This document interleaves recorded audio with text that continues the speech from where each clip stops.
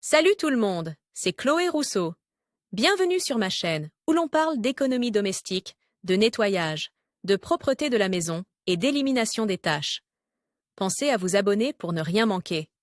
Maintenant, allons droit au but avec le sujet de la vidéo Une fois d'aujourd'hui. toute la maison organisée, il faut tenir compte d'une série de principes qui nous aideront à maintenir l'ordre domestique dans notre maison. Table des massières chaud, tiède ou froid. Étiquette, étiquette, étiquette plus difficile à sortir qu'à ranger debout chaud, tiède ou froid. La question suivante est importante. Les objets que nous utilisons le plus doivent être faciles à atteindre. Nous devons considérer les lieux de stockage comme chaud, tiède ou froid, et ranger les objets en fonction de l'usage auquel ils sont destinés. Zone chaude, les objets les plus fréquemment utilisés doivent être rangés dans des tiroirs frontaux, sur des étagères à portée de main et dans des armoires situées dans la zone où nous travaillons. Zone tempérée, légèrement plus difficile d'accès. Par exemple, le fond d'un tiroir ou d'une étagère. C'est là que nous laissons ce que nous n'utilisons pas souvent, une fois par semaine ou par mois. Zone froide, difficile d'accès.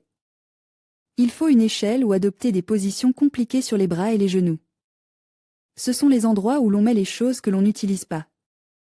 Étiqueter, étiqueter, étiqueter. La séance de tritirage nécessitait un système d'organisation pour ne pas perdre trop de temps à se souvenir de ce que l'on a fait. C'est alors que l'on se tourne vers l'étiquette. Elles sont destinées à indiquer où se trouve chaque chose. Elles sont d'une grande aide pour déplacer les choses, ranger les jouets ou les vêtements des enfants, ramasser les décorations de Noël, etc. Plus difficile à enlever qu'à mettre en place. Les professionnels de l'enfance ont un secret. Pour maintenir l'ordre, il faut qu'il soit plus difficile de sortir que de rentrer.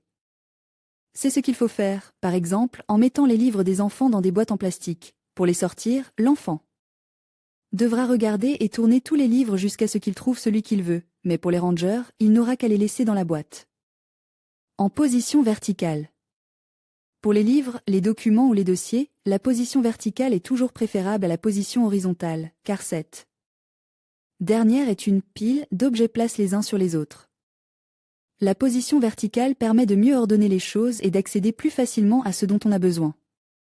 Répétez après moi, rien n'a trop d'étiquette.